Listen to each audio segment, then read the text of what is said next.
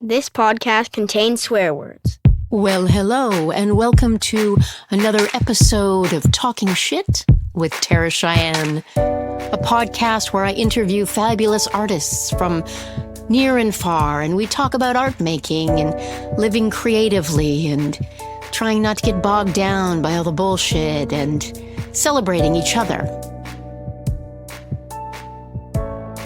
And while I myself am an artist and the people I interview on this podcast are artists more or less themselves, probably more than less, but I would argue that you too, whether you identify yourself as an artist or not, are living a creative life. I mean, we're all making this shit up. And who am I, really? Sorry, just got lost in that thought for a second. My name is Tara Cheyenne Friedenberg, and I am here on the stolen land of the Musqueam, Tsleil-Waututh, and Squamish nations on the west coast of Turtle Island. I'm a choreographer, writer, actor, dancer, educator. I often make dinner, and I badger people about doing more squats. All right, and before we kick off this interview, please share this episode if you deem it fit. Rate, review, thumbs up, heart, star, bells, all the shit. And if it is within your purview to give us a little donation or a big donation. I mean, I'm totally into big donations.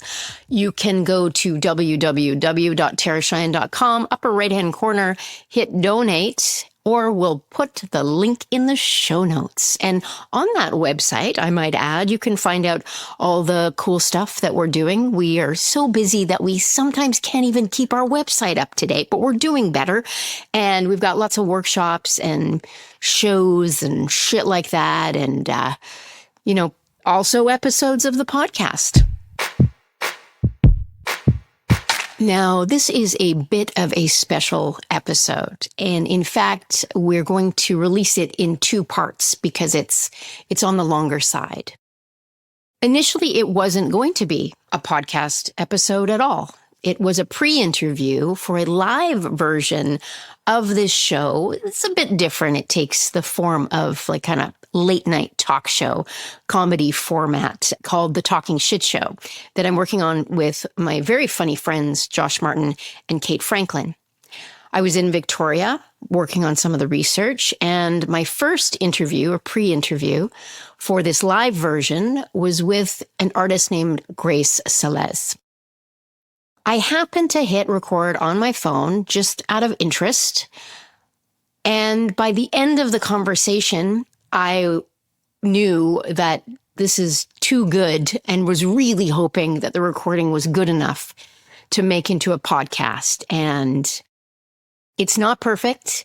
It's recorded in a dance studio, so you kind of hear that. You hear me typing, and I was getting over a cough at the time. But I really think it is important and very worthwhile to share this great conversation. So sit back, enjoy. This is part one with Grace Salez. Okay, so what's the story of your dance? Well, why are you part of the dance community? I'm not a dancer. Yeah. But I think how it happened, because I started thinking about it, know. I've been thinking about it for a while, but kind of really, because of this, I went, what am I going to focus on? My parents immigrated from Europe, and I was born in Germany after the war. And both of my parents were in concentration camps. They were Polish, Christian, right? I'm just defining that because a lot of people always think concentration camp, Jewish. There's lots of people. I know there was, yeah. And when they immigrated, we went to northern Quebec, where my mother had her aunt, my great auntie, my lovely great auntie Mary, long passed away, who sponsored us. And it was a mining community. My dad and mom got there, and there's a small Polish community, very cohesive community. They arranged everything for us, like our first home in Canada. Wow. work for my dad. Well, what happened to most immigrants who ended up in northern Quebec, unless they were individual business people who opened up little businesses, the rest of them went into a mine. Yeah. There's a gold mine up there.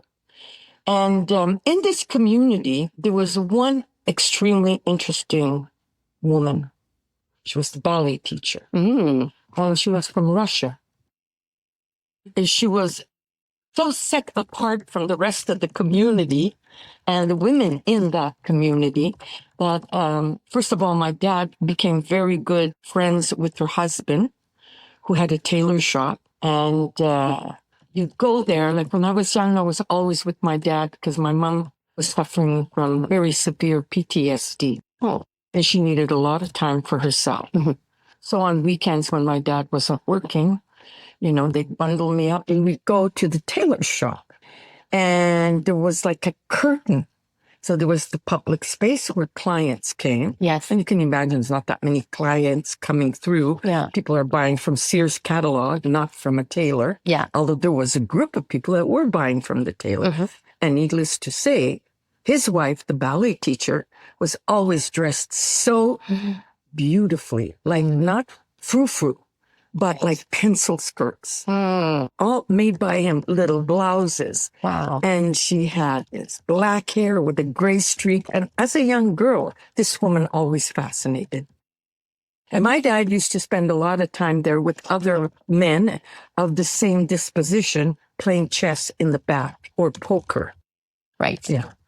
So this woman was always very fascinating to me. And as I grew in this community a little bit older, I also discovered she had a horrible reputation. And I was kind of ascribed to the fact that women were just jealous of her. And I asked my mom to put me into the ballet classes because she taught ballet. And I wasn't all that interested in dance, but I just wanted to be in this environment that this woman operated in on this level that I knew very little about.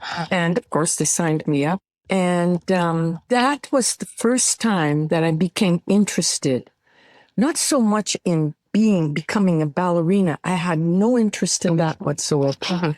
But when I think back on it, like, why did I stay there? Was because I really enjoyed watching dancers, watching her teach. I was very interested in how she organized all that. Like when I started classes there, I think I was maybe 10. Yeah. To the degree that after a while, I stopped the dancing and I asked if I could become her assistant. I didn't even know how to gather myself around this thought. But could I just help? Yeah. Well, she said, yeah, sure. Why not? So from there, I started learning at a very young age what's involved in organizing dancers. She'd have year-end shows and I was involved in that, But starting from brass tacks, like dancers always leave a mess when they leave, right? So cleaning up after them, sweeping the ballet floor, making sure that everybody knew what they were going to be doing that day for her. Like if she was just going to have a couple of the girls do a solo individually for the, organizing that rehearsal time and all that. And so my interest in dance began in those early stages, but I had no interest in being a dancer. Right. Yeah. And that's where it began really at that instant. And of course, not wanting to be a dancer, I left home at a very young age and ended up in Toronto because when I turned 16, my dad said to me, he said, Grace, you're going to be graduating. What do you want to do with your life? Oh. And I didn't have to think about it. I didn't even know we were going to have this conversation. And I said to him, I want to go to, I want to become an artist. I want to go to art school. Wow. You knew. Yeah. I mean, that's what I was going to do. I mean, that was my best subject throughout school. Not that they gave any credits for any of it, but I was always doing all the fancy winter things on the blackboard before Christmas, Easter time. Loved it when that spray stuff came in for me. Make designs on the window. I made birthday cards for my friends. I was kind of popular in school for, can you make my boyfriend's birthday's coming up. Could you make me a really nice card? I liked all of that part of it. And, when I said to my dad that I wanted to become an artist and go to art school, and my dad was very talented, was a very creative man. I mean, you wouldn't know that my dad was a miner if you walked into our house. He was really into lighting. Oh, yeah. Interesting. And my grandfather was a marquetry artist, a marquetry woodmaker artist. In other words, all those fancy ornate furniture in Eastern Europe. Yes. My grandfather, that was his business. My grandfather did that. Yeah. He was a jazz musician. Yeah. Born in Germany. Yeah. And he had learned that. Yeah. The carving. And so it's incredible. Mm-hmm. Wow. Yeah. And so my dad had that skill, and truly he passed on what would you call it, the imaginative side of life, of the creative floral wooden stuff, which he used to do a little bit in the basement for the immigrant community who liked that kind of design. Yeah. Everything. My dad did everything on the side to make a little bit of money, even ironing boards. Wow. Because the ladies would like the way he made an ironing board, right? And when my dad heard me say that, and it was just silent, he was just looking at me, and he goes, Grace, if you think I came to this godforsaken country and the bit of money I saved for your education, I'm going to put it into you becoming an artist? He said, it's not going to happen. He says, do you realize male artists starve? Yeah. Right? He says, that's not something I'm going to support. You want to become a secretary, a nurse, your IQ test, they told you that you'd make a great airline hostess, because I spoke 3 languages, at a very young age. Polish at home, English in school, French in the neighborhood. Right. He said, I'll support that, but there's no way I'm going to support you becoming an artist. I was the kind of person that I went, fuck this, I'm going to do my own thing. I left for Toronto that summer. I had that great Aunt Mary. I moved in with her, and I was just going to go for the summer. I didn't have the courage to tell them I'm not coming back. I'm going to put myself through art school myself. But the truth was, I did all of that, and I ended up, in a really fine sector of the Toronto community because I got a job at a coffee house. A coffee house where one of my roommates at that time, we all lived in boarding houses. Yeah. And the boarding house I was in was just filled with people in the arts. Vera Frankel, very well known, debut video artist. At that time, she was I think you call it lithography. Yeah. And she was the landlady of the boarding house. She lived on the top floor in the attic, and she had this great big lithography, printing machine. And she hired me as a model for her live drawing, where she's practicing her eye and her, So I was surrounded by artists at that very young age. And the room next to me was Joni Mitchell, who was then Joni Anderson, the artist Rocky Mackay, the artist Richard White. I had a boyfriend at that time for a short time, Duke Redbird, who's a First Nations Indigenous poet from Eastern Canada. Friends met, part of that community, Gordon Lightfoot, what's his name? Neil Young lived on Avenue. So I was in this very creative community, and I signed up for some drama courses. I did a lot of modeling at the Ontario School of Art, but it was really a rough go. Since I was born, this stopped happening to me around the time that I was in my 20s. But I used to always suffer from a horrible case of getting really sick with very high fever. Oh. And it would just knock me out for like a couple of months. So I could never continue taking the small art courses I was taking, the small drama courses that I was taking, et cetera, et cetera, et cetera. Yeah. And so this idea of the arts was always very part of my being.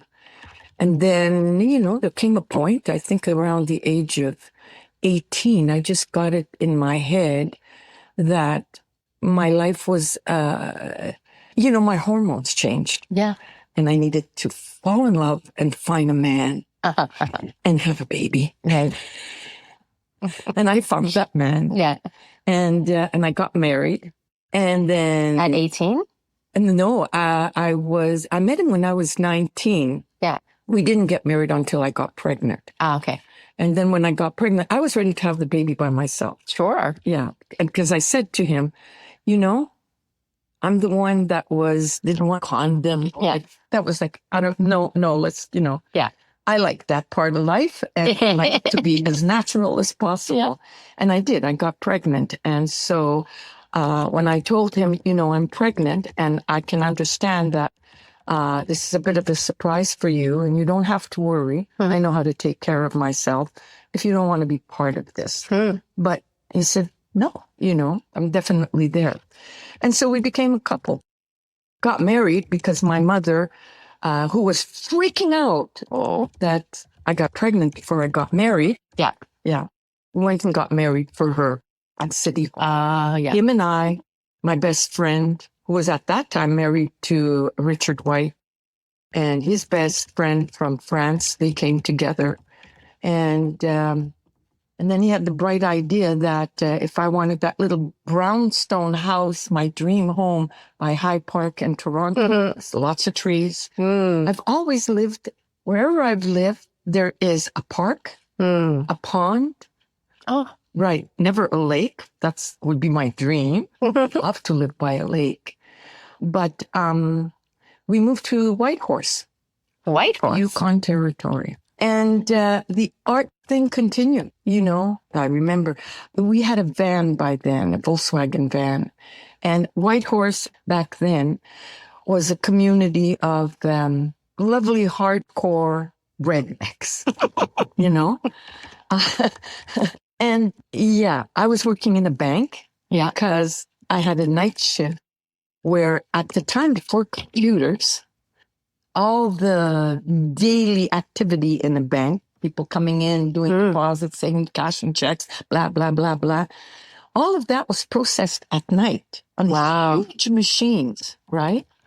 And that worked for me because during the day, I'd be at home with my two babies. Yeah. And at night, Pierre would be at home with the two babies. Wow. And it just so happened that in the bank was one of the most fabulous. She's not famous, she's a very local artist, but technically from a drawing point of view, she was unbelievable. Heather Hyatt. And she still does her thing up there, but now she's an athlete.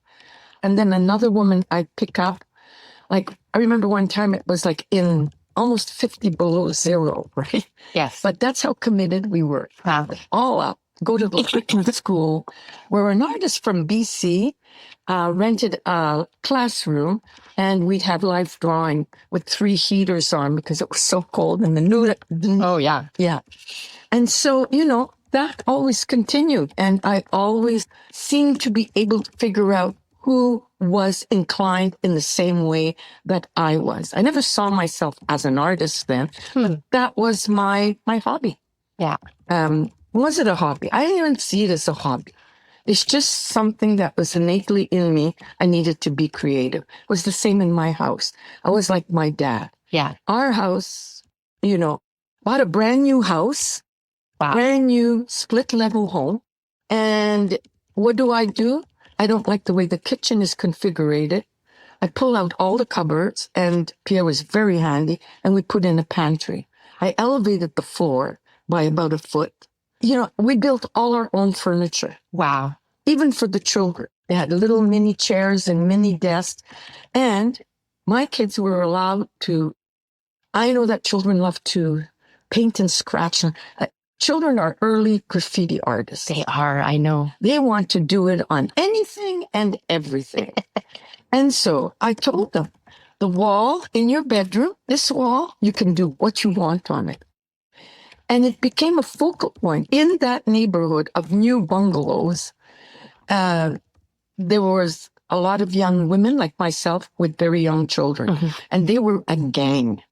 And they spent a lot of time at my place because they could jump on the furniture. I made it, essentially a big rectangular box. I found some cushions, covered them, and they could run around and do what they wanted.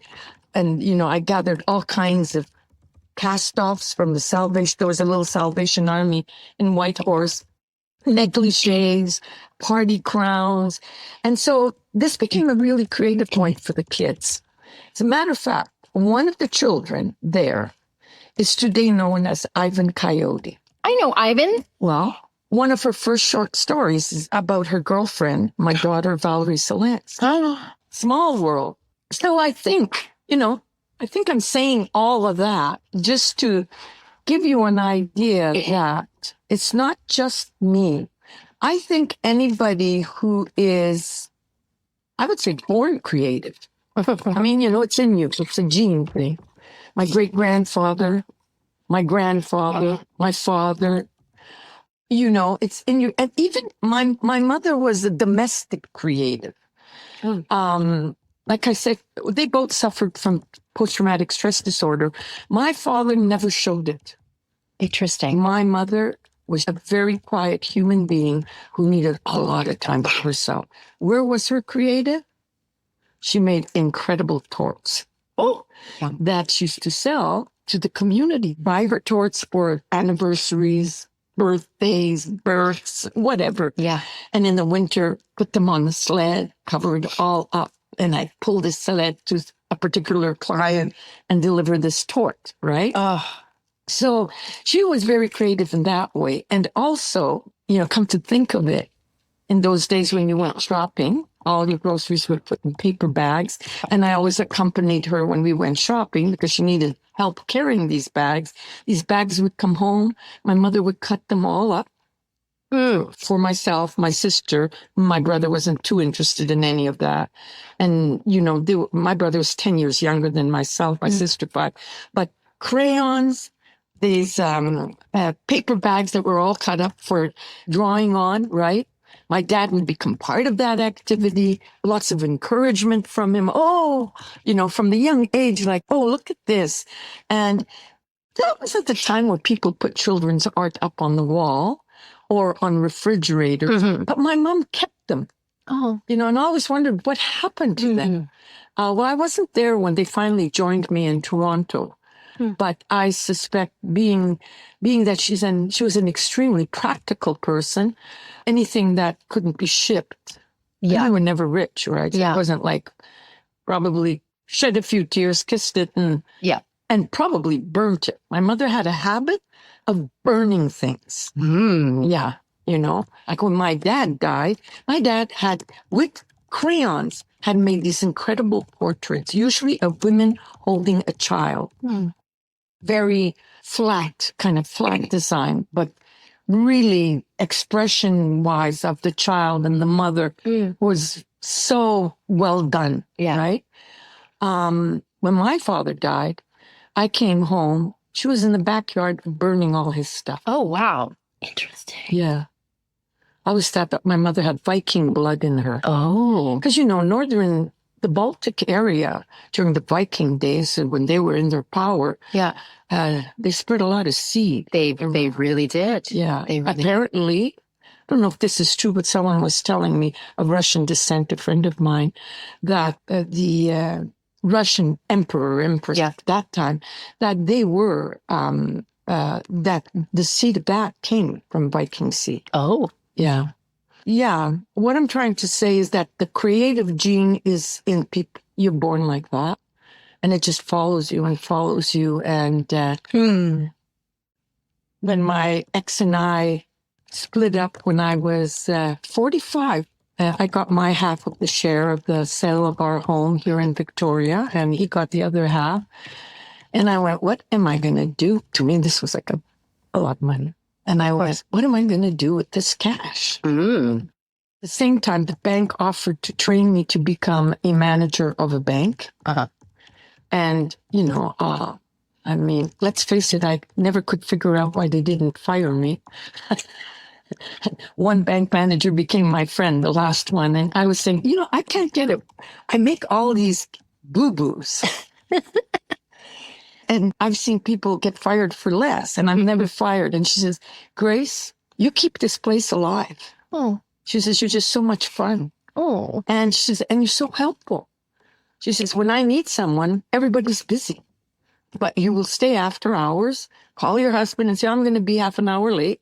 And you stay and you help out. And she says, and your boo-boos aren't that big. So what? So you were out $1 in your cash. Big deal. Right. I think the bank can absorb that, right? Yeah. So even in bank, I brought in the creative. In pranksters, because banks are such a serious place. Oh, I know. You know, it was a hard place to work in. But it was paid the mortgage, right? So creative genius in everybody. And at 45, when I got that little bag of money, I went, okay, I'm going to art school. Oh. So it was here in Victoria. Yeah. And I decided on the 2-year introductory art program. And it was very multimedia is what I would call it. I mean, you know, you were doing in those 2 years, you had film and video, you had animation, you had ceramics, you had photography. And what was the school? The Camosun College art program at Camosun College here. Performance art. My first introduction to performance art. All the other things, I sort of educated myself around that. And so I was familiar with all of it. But the most interesting thing is, of course, I went back to art school to become a painter. Well, it didn't take me long to discover I'm not a fucking painter, you know, because in that class, I was the oldest person in class, you know. In that class, there's about 5 unbelievable young painters. I mean, you know, it was like, wow. Yeah. And of course, you know, in conversation and in discussion and the teacher that was teaching us painting, you know, I was learning a lot of techniques and devices and whatnot. One thing I was good at was at field drawing. In other words, going out into the field and sitting in front of, let's say, an oak tree and training my eye. Yes. I became very good at sketching, right? But there was not a big interest in that as much, for me, as much as in trying to figure out what? I don't think there's like a living, you know, you can't, you know, a little bit of the, I want to become big, you know, the ambitious thing. You're not going to do it with sketching, right? And out of a mistake, I became interested in video art. I remember Ralph Standridge. It was still my very favorite art teacher ever because of what he had to say on the very first day. Right? And I used to use that when I used to teach because I was a sessional at UVic in video art. And I used to use the same thing when I taught. Even in the dance for camera, I used to use that on the first day. He said, I can't promise you that when you graduate from here, and if you go on as well after you graduate further on, I can't promise you that all of you will become artists. Yeah. But I can promise you this. You'll never see the world in the same way again. And no matter what you do with your life, you're a garbage collector, taxi driver, nurse, doctor, surgeon, you went on and on. You will be unique in your field from this education. Because this is where you learn how to look and see reality for what it is, you know? Yeah. And I never forgot that. And he was the painting teacher. He was also the film, video, and animation teacher. And so in the second year is when we did video and film and animation. And that was the only course on Salez that I went, I'm not doing that. That's when you said, I'm not doing that. I'm not doing that. So I went, Ralph, I'm really sorry. I'm not doing video. I'm sorry. Maybe animation, maybe film, but these are the least things I'm interested in. Wow. And he said, well, good to know that you know what you don't want. But he says, I'll tell you this. I thought you had ambitions to move on and go to Emily Carr, maybe. I said, yeah, I do. Well, he says, I'm going to have to flunk you. Oh, and that's not going to look on your final grades, right? So reluctantly, I said, yeah, okay. Mm-hmm. Let's do this damn technological thing that I have no interest in. Mm-hmm, mm-hmm. And I delayed that video thing till the day before it was due. Wow. And out of that adventure, the last minute, what am I going to do? I have this video camera that I hardly know how to use, these buttons, and my daughter is there with her boyfriend. I said, I had this red velvet dress that I picked up someplace, thinking that one of the girls might like it one day. It was kind of long. Mm-hmm. They never liked it. It was a little bit too vintage for them. They were teenagers. Yeah. And her boyfriend, John from Teslin, Yukon, this indigenous fellow. He always wore hoodies with the hood up. Mm-hmm. Lived across from a park. I took the van because it was dark already. It was wintertime. Yeah, right? Yeah. Took them to the park. And there were these swings, like with the chastity belt things. Yeah. With babies. Yeah. Turned my van off the pavement into the grassy area, had the lights on from the van, mm-hmm. and they shone on a row of these chastity belt things. Mm-hmm. She had that red gown on. And I just did this, I didn't know what I was doing. I just said, okay, John, stand behind, I created the scenario mm-hmm. where in editing, I had just this mumble jumble of weird stuff. My daughter in this thing, the dress is flowing. He's pushing her. She's in, he's out. Just this collection of images and what to do with it. I had to rush to school to get into the editing suite, which I didn't know very well, but I knew well enough how to dump I knew when the janitor would be there. And maybe 15 minutes before classes started, Ralph Stanbridge was looking for me because I wasn't in class. Mm-hmm. And he came to the editing suite area and he said, classes have started. What are you doing? And I said, well, I just finished my piece, but I'm not going to show it. Oh. And he said, well, part of the whole thing, I was a nervous wreck. I hadn't slept, blah, blah, blah. And so he was saying, why aren't you going to show it? I said, I'm embarrassed to show it. I said, I don't know what it is, but I didn't mean it to look like this. I said, it looks like, it's very erotic. I said, okay, let me see it. So I turn it on. He watches it. Says, there's nothing wrong with this piece, Grace. You're a born editor. And I still can't show it. I'm so embarrassed. I says, get over it. So we showed the piece. There was a big silence in the room. I showed it last because I wanted to be last. And all the students got up and left. And I just sat there and I was truly embarrassed. And when I walked out, then individual students, men, came up to me. And one of them, good friend, we're still friends. He's now the mayor of Tofino. Oh, he was an incredible artist. Oh my God, for installations and performance. But he came up to me. And he went, Grace, I just want you to know that piece, at one point I would have to leave the room. And I went, it was that bad, eh? He said, no, it was great. And it didn't dawn on me I just thought he loved it, right? And then another guy came up and he said, wow, really cool. Really like that. So I found my medium. Mm-hmm. Yeah. Wow, it's so interesting that you found it. Yeah. By accident. And by rejecting. Yeah, by not wanting to. So, the two things that pop into my mind was our resistance to things and then being embarrassed about. There's something also I think about with art making is when we don't know And we're just like, I don't know. I feel like there's so many things I've made that I'm like, this is probably really awful. Yeah. But those are the things that actually people are like, oh no. Yeah. And this is the value of a great teacher. Ralph, he's my all-time favorite after David Rimmer. Yeah. And after Jean-Marie Martel film, Vancouver People. Yeah. And then there's a technician at Emily Carr in video. His name was, I forget his name, and the sound artist, Dennis Burke. He was our sound teacher for sound for film and video. To start with, Ralph was a fabulous teacher.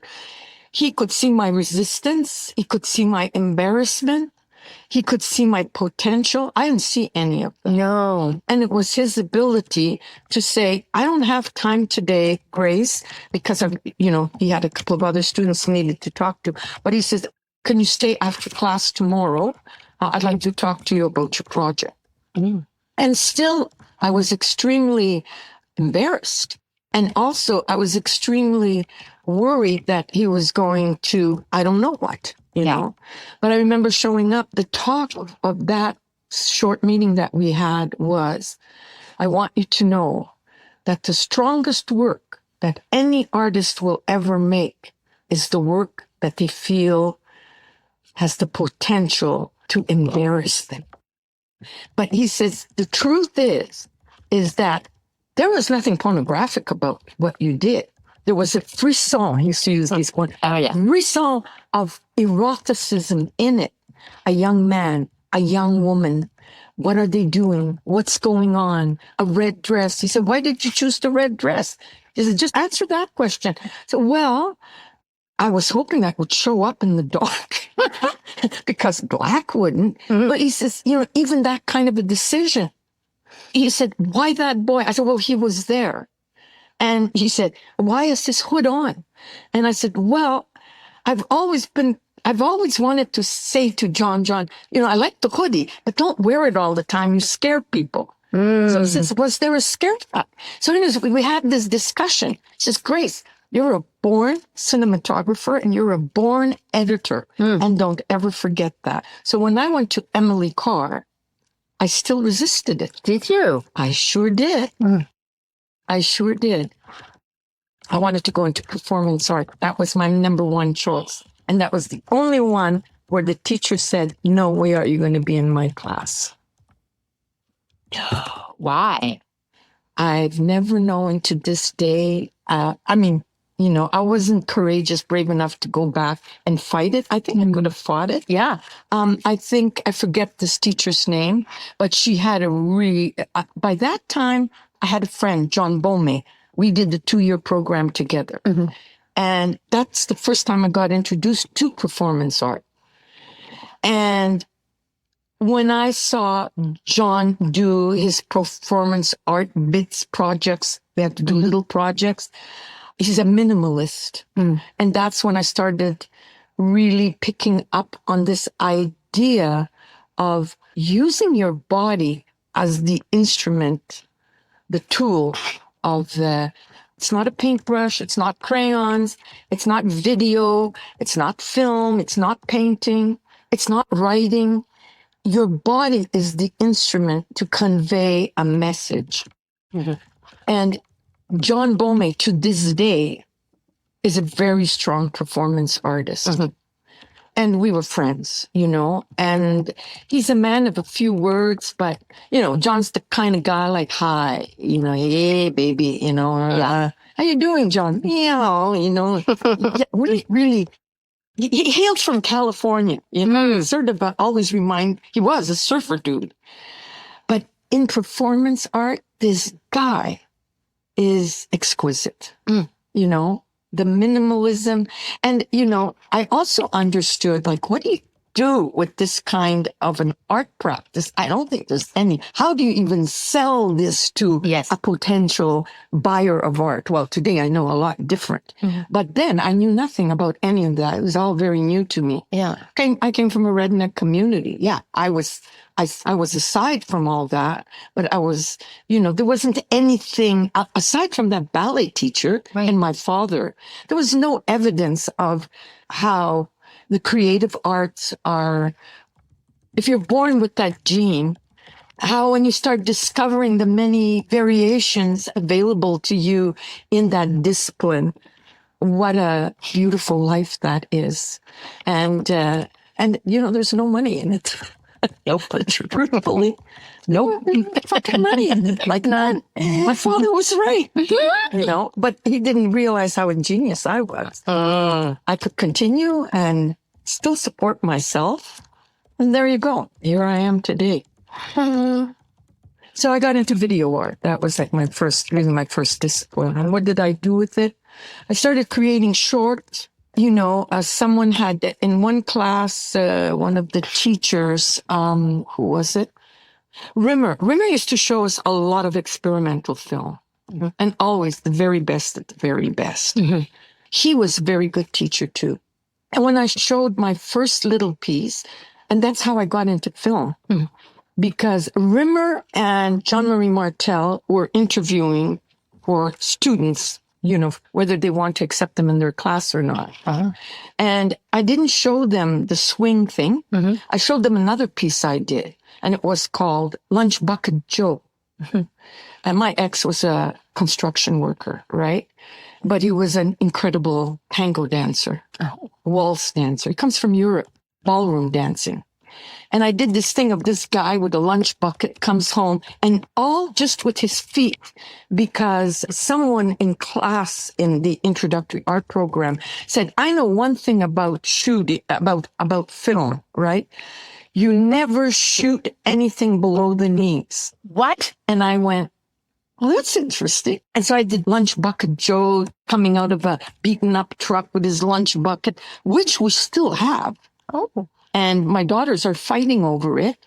And I was saying, let's put it this way. What about one year you have it in your house, the next year you have, okay. And it might be like that. I don't know. I think they're still fighting and wondering. But I shot it all below the knees. So it comes out of a truck. He's got work boots on, the coveralls. He's got his lunch buckets. Comes into a house. He's in the mud room, takes off the thing, goes into the shower, comes out of the shower. The woolen socks have been taken out. The work boots are there. And there are a pair of beautiful red silk stockings and beautiful patent leather shoes. Wow. Pierre never wore those to dancing. He was a very regular guy. But he puts them on and then he leaves. And that's the end of the short. It's obvious he leaves. And then my daughter then was, she's a dancer, choreographer. She bought Linda Reno's studio and she was the flamenco teacher. And so they end up in Linda Reno's studio. She was a student then. And on the dance floor, I had them do the waltz. And that was the piece. And that's what I showed Jean-Marie Martel and David Rimmer. And again, I'm sitting there and I'm really embarrassed because I did my research and I looked up who was David Rimmer and who was Jean-Marie Martel. I looked up everybody's bio and whatnot and really embarrassed and going, why did I ever choose that piece? What a stupid thing to do. Like, who gives a fuck about Lunch Bucket Joe?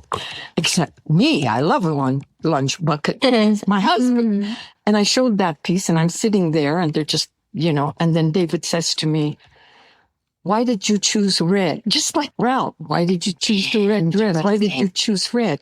And I said, well, it's a pop-out color, traditionally, really, if you think of ballroom dancing, I've been to some of them in France, because we used to visit France and we go to these fancy casinos and I said, who would wear red socks? They're very coordinated. I said, but it's film and I wanted that to pop out. I said, the work socks, there was a bit of red, there were work socks, but there was a little red rim, around. And, so he was saying, not much, just, okay. And Jean-Marie Martel said, why did you film from the knees down? Not. And I said, well, actually, I said it was like instigated by a fellow student who said you could never shoot from the knees down. And I took that challenge. And she was saying, do you feel you made a good choice? And I said, well, it's my interpretation. I said, I like it. I said, I don't think that a lot of people would, I'll tell you the truth, I don't give a damn. So I did it for me. And then David Rimmer said, do you always shoot just for yourself? And I said, yeah, I create for myself. And I said, then it's up to whoever is looking at this stuff to decide whether they get anything out of it or not. I went, man, that was the worst interview I've ever had. And I left. And meanwhile, I found out the performance teacher said, no way are you ever going to be in my class.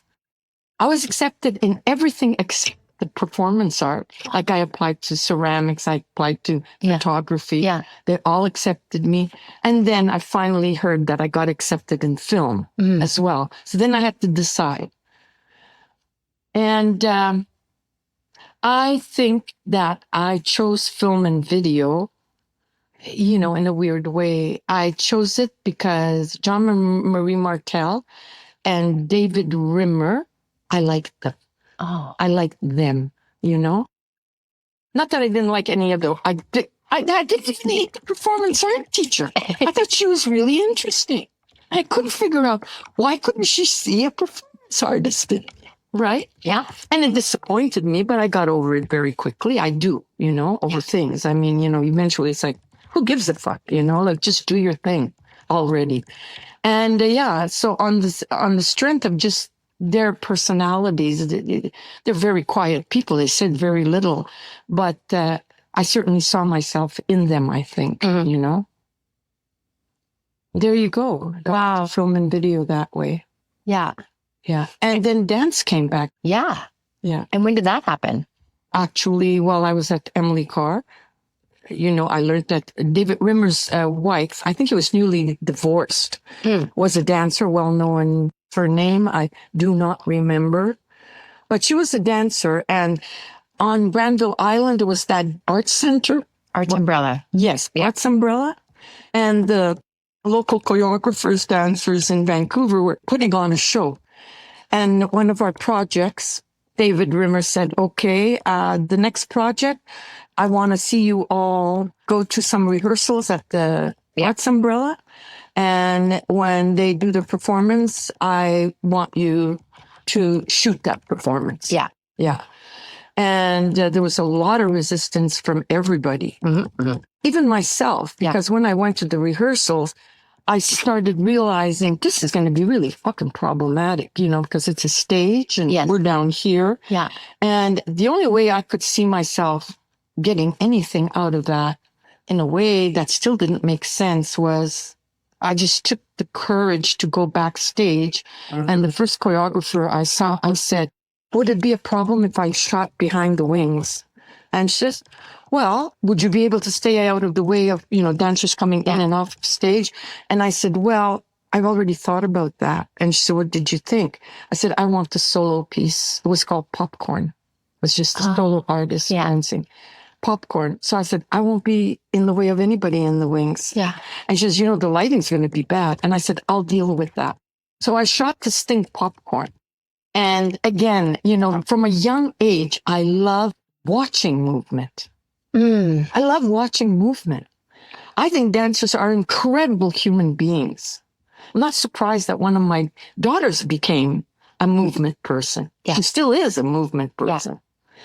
I mean, she's been dancing since she came out of the womb, and it was always, my favorite picture of her and me is I came out of the garden with my garden gloves on to get a glass of water, and she must have been dancing in the living room, but she wanted me to dance with her.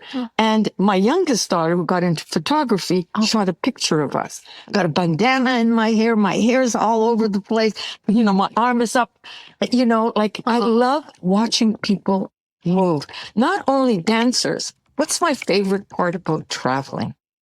My favorite part about traveling is to be left alone in some village cafe and watching people come and go, how they talk, how their hands move, how they present themselves to whatever they're presenting themselves to. You know, that whole thing about, I guess it's called kineticism of the body, right? And that's also what I like in performance art. And why do I like John Bowlby so much? He is someone that can stay still for 1 hour.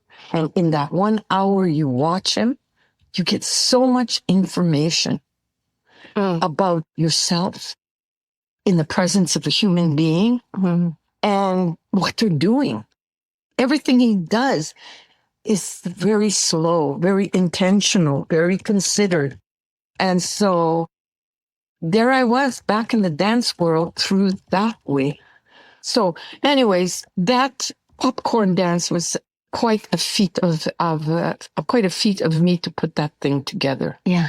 I'll have to say, I thought we were all going to fail. When we were showing our projects, I was going, oh my God, poor David Rimmer. It's going to be over all this shit all over. And saying to myself, actually, I wish they would all give me their stuff and I'd make something out of everything, right? But of course, that wasn't the case. And then, of course, I showed my piece. I wasn't too impressed with it. It was a difficult shoot, a difficult edit. Rimmer pulled me aside and he said, you get an A. He said, I don't know how you pulled it off from behind the stage, but he said, that's a beautiful little piece. And there you go. Wow. Do you know who Bob Lockyer is? Yeah. Bob Lockyer is the grandfather of Dance for the Camera movement. Yeah. He's from England. Yeah. And he was a documentary filmmaker. But like myself and other people, not a dancer, but always interested in dance. And he was very old school. I mean, I was in my 50s then. He was in his 70s. 70s. He was coming to Vancouver and giving a workshop in Dance for the Camera. And David Rimmer said, I am sending you to be with Bob Lockyer, and you're going to go as an assistant. I ended up there. He had 5 local choreographers and volunteer dancers, and that's when I had my first workshop in what a Dance for Camera workshop is. And so I was there to assist, but they ended up putting me on camera. I think because of some suggestions I'd made that Bob really liked. And he was saying, forget about the assistants. I'd like you to be with, I don't remember that choreographer's name. He was a Latino guy from Vancouver. And I became a camera person on that thing. And a suggestions person, because it was an environment where nobody knew what they were doing, you know. And I'm very comfortable in those environments. Like, I love that nobody knows nothing, including me, right? And so I was in my element there, I guess, in all my nervousness and whatnot. Then when I came to Victoria, you know, I kind of positioned myself in the arts community in documenting art openings, not the people, but the space, the work in the space, right? So that's how I made my bread and butter. Yeah. And I had a side job. I always had a side job. And one day I decided, why don't I do a Dance for Camera? But I needed like someone high in that community that would be the pull to bring choreographers and dancers in. Because certainly I was not a dancer, I was not a choreographer. And in my research, I found Ellen Bromberg, who was already teaching Dance for Camera at the university in Utah. And her and I developed that whole program together. It was wonderful. It worked so well. We even had 2 of our students who won like a beginning artist, what do you call it? Like emerging. Emerging, yeah. 2 of them at the International Dance for Camera Film Festival in New York City, to which I went, which was really illuminating too. I met like a lot of the greats of formative years in video, like Yvonne Rainer. I didn't meet her, but they did one year. They did an honorary, and they showed, you know, all her work. Yeah. So I became involved in that, and then Ellen retired, and I did another year by myself, but the oomph was gone. The collaboration with that woman and how we put through so many choreographers, dancers, filmmakers, artists. Even one of my film teachers from Emily Carr came and did workshop with us. Yeah, and there you go. And I was still in dance. But I started having an interest in, I could never be a dancer. I have problems to this day. Too much movement destabilizes. I have a very serious fear problem. Oh, yeah. And I just learned that maybe 10 years ago. That's why, right?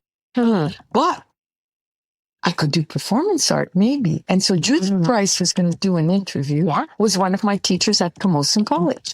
She did performance art course.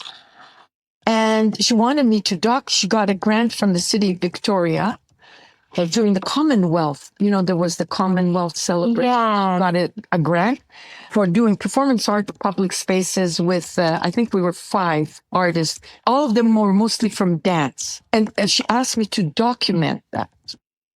And, you know, we've remained friends since I met her as a teacher. And we collaborate a lot together. He said, I'd like you to document it. Wouldn't it be exciting? You're going to be in 5 different places. And I can't imagine anybody being able to do this except you. And I was excited. It was going to be good money. But, you know, I went, I'd like to be a performer. I'd like to try that. And so I presented that idea to her, thinking that she would go, oh, well, I've got it all figured out. And I was ready to accept the rejection. But she said, yeah, why not? Can you find someone else to, because I was part of MediaNet, an organization that I resurrected from the Rainbow Warriors group, which was a center for film and video artists here in Victoria. So there's a lot of people I knew that could come and document. And so that was my first foray into performance art. And I loved it. Wow. Got to do I know. In Vancouver, the great performance artist, whose name I do not remember and do not want to remember. Because she was a great performance art teacher. And I don't want to malign her. She had her reasons for saying no to me. I remember telling this to someone at Emily Carr, a student I was with. It's really funny. All my fellow students were younger than me, obviously. I like Jennifer. I know her from Victoria. She was in the Camosun Arts program, but a year ahead of me. So I didn't know her. We became really good friends in Vancouver. And I was telling her, you know, and she rejected me. And Jennifer looked at me and she said, you know what? It's because you're not gay. And I said, what does that have anything to do with anything? She says, I'm sure that's what it is, Grace. You're not gay. But, you know, we had this crazy, silly conversation. And no, I don't know why. Yeah. I think I look too straight. Like I look kind of straight. You know, and that's okay. That's the conventional me. Right. That's the banker me. That's my mother. Don't stand out too much. It's bad to stand out. You're going to get picked on. It's too risky. And in all of my conventionality in the world of arts, I stick out for being too conventional. Yeah. It's a funny thing, but that's where kind of that's where I'm at now, is that I do a lot of collaborative stuff with my friend Judith Price. We do a lot of performance art. We always have someone to document. Still, I do a lot of the editing, but Judith loves editing too, so we collaborate. I love collaboration, you know, in the sense of, you know, working by yourself can be really isolating. Like you can get into your head too much. And to have someone that is feeding off of you and you're feeding off of them. This podcast is effing good. Yeah, a lot. You know, I figure that in my life, I have a lot of trust issues with everything and everybody, except with the person I'm collaborating with or the people I'm collaborating with. You know, like in the field of art, when it comes to critique, you know, honest criticism of your work from someone who understands the medium, you know, there has to be a lot of trust. Yeah.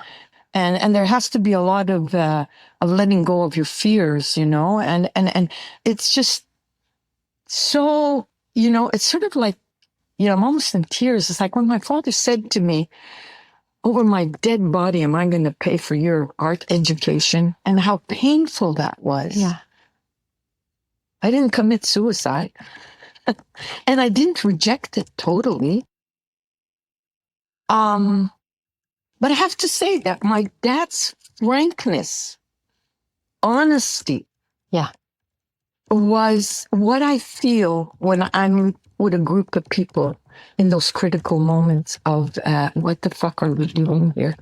You know, it's like, you know, almost like religious experiences, to tell you the truth. It's like, I'm not a religious person in the traditional sense. My mother was very Catholic. I loved going to church. So did my dad. But I never believed in any of the bullshit from a young age. Like, to me, it was all, that's a great Bible story, but whatever. It's good theater. Absolutely. And those are the days of the Latin Mass. Oh, and I'm fluent in 3 languages. Oh. And we took Latin in school. Wow. And I remember when I was of age where I got curious about many things. I was always curious, but at that certain age, I said to my dad, why do you go to church every Sunday? Mom never goes, and she's very Catholic. He says, Grace, go to church. It's very social. After church, we meet out front. We decide where's the next poker game, right? You come along. He says, although you stopped coming. Well, I have friends now, Dad. I know. But he says, that's why I go to church. And he says, I like singing. And he says, I love watching, what's her name in the front row, who apparently is having an affair with the priest. I go, yeah. You know, last time I was in confession, he asked me about her. And I refused to say anything. And I never went back to confession again. Good girl. All right, and that is a wrap for now, because we will release the second half of this conversation tout de suite. But please do share the episode, heart, thumbs up, all that jazz. Donate if you can. TaraCheyenne.com, upper right-hand corner. And I would just like to thank from the bottom of my heart, Grace, for sitting down with me and sharing such incredible experiences, and all the folks who sat down with me in Victoria and here in Vancouver, and people that agree to be interviewed. It's a wonderful thing. And I think the more stories we can share, the more connected and hopeful we feel as we navigate the world and art making and shit. And thank you, of course, for listening. It really matters that you're here. And please get in touch. We are on the old Instagrams at Tara Cheyenne TCP, Facebook, Tara Cheyenne Performance, email info@taracheyenne.com. Talking Shit with Tara Cheyenne is a project of Tara Cheyenne Performance, produced, edited with original music by Marc Stewart. And I will leave you with a quotation from the great Bell Hooks. I may have done this quotation before, but it's so good. She said, quote, "We cannot have a meaningful revolution without humor." Take care of each other, keep making shit up, and we'll see you in the next episode.